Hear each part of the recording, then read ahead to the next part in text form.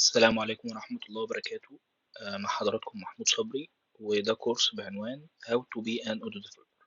إن شاء الله في الفيديو ده والفيديو الجاي هنشرح يعني إيه أودو، ويعني إيه ERP System، وهنشرح الأركتكتشر بتاع أودو، والبروجكت بتاع أودو بيكون متقسم إزاي، وإزاي ممكن نعمل أو إزاي هنعمل انستول لأودو يعني. وإن شاء الله هنشرح بقى في الفيديوهات اللي بعد كده المودلز والأنواع المختلفة بتاعتها، والفيو والأنواع المختلفة، والسكيورتي وأغلب الحاجات يعني اللي تخليك تكون أودو ديفلوبر، وإن شاء الله تأهلك يعني لسوق العمل. في البداية، يعني إيه أودو أصلا؟ أودو يعتبر Open Source ERP System. أنا معرفتش يعني إيه ERP System أصلا. ماشي يا عم. ال ERP System ببساطة ممكن نفهمه إن هو سيستم بيبدأ يعمل انتركونكت لكل أقسام الشركة مع بعض.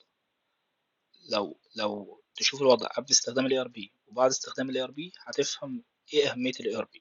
يعني لو هنحكي سيناريو قبل استخدام ال ERP، على سبيل المثال مثلا احنا شركة ملابس. شركة الملابس دي بتبيع ملابس بديهيات يعني. فأنا كمحمود رحت اشتريت آه، لبس من السيلز هيسجل مع نفسه على اكسل شيت السيلز ان هو بتاع النهارده بنطلون لوحده، ما يعني هو شغال لوحده اون ذا فلاي. الراجل بتاع المحاسبة في آخر اليوم هيبدأ ياخد الإكسل شيت ده، يعمل بقى إكسل شيت تاني يسجل فيه الأمور المحاسبية بتاعته. المانجر هيبدأ يطلع على الإكسل شيت دي الانفنتوري اللي مع نفسه، هيبدأ يشوف الحاجات اللي نقصت من عنده من المخزن. طبعا عك، يعني كل واحد شغال لوحده كده، مش يعني ما حصلتش اللي هو خلاص مش كلهم شغالين مع بعض في نفس الوقت، لا ده كل واحد بينتظر التاني ويعني كله داخل في بعض. طب الحل، طب الاي ار بي يوفر لي الاي ار بي ده سيستم يبدأ يجمع الناس دي كلها مع بعض في سيستم واحد زي ما اودو بتعمل. تمام. يعني برضو لو هنحكيها ازاي، والله ممكن السيناريو هيكون ماشي كده. انا محمود رحت اشتريت بنطلون من السيلز. السيلز هيسجل على الاي ار بي سيستم بتاعه ان تم شراء بنطلون. وانس ان هو خلاص تم شراء البنطلون، يتخصم من المخزن ان نقص بنطلون، ويحصل على طول ريبورت، انفويسنج ريبورت، ان الفاتوره تطلع لي على طول ان انا تم شراء البنطلون. انا هاخد الفاتوره، وفي نفس الوقت الراجل بتاع المحاسبه هيبدا يروح له الفاتوره دي عشان يسجلها عنده. وفي نفس الوقت البروجكت مانجمنت بيتابع الكلام ده من على الداشبورد خاصه بيه. وفي نفس الوقت مثلا ممكن يكون بروجكت، الراجل مدير المشروع مثلا قايل ان والله لو السيلز باع اكتر من 20 بنطلون، نبلغ الاتش ار، ان الاتش ار يبلغ السيلز ان ليك مكافأة مثلا 200 جنيه اي يكن يعني. وهكذا. فالاي ار بي سيستم وصل لي كل الاقسام دي ببعضها.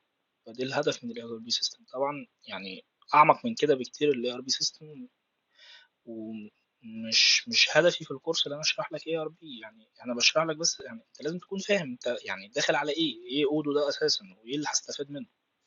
فبيوفر الاي ار بي يوفر الحاجات دي كلها. تمام. طب اودو بتوفر حاجات، بتوفر ايه؟ الاودو بتوفر مديول، كل المديول الحاجات اللي قلناها ديت بتوفرها.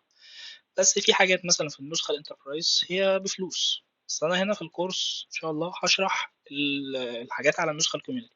النسخه الكوميونتي فيها موديول كتير جدا، يعني فيها السيلز وفيها الانفويسنج وفيها الانفنتوري وفيها السي ار ام، فيها حاجات، فيها موديول اساسيه اصلا لاي شركه، يعني اي شركه تقوم عليها عادي.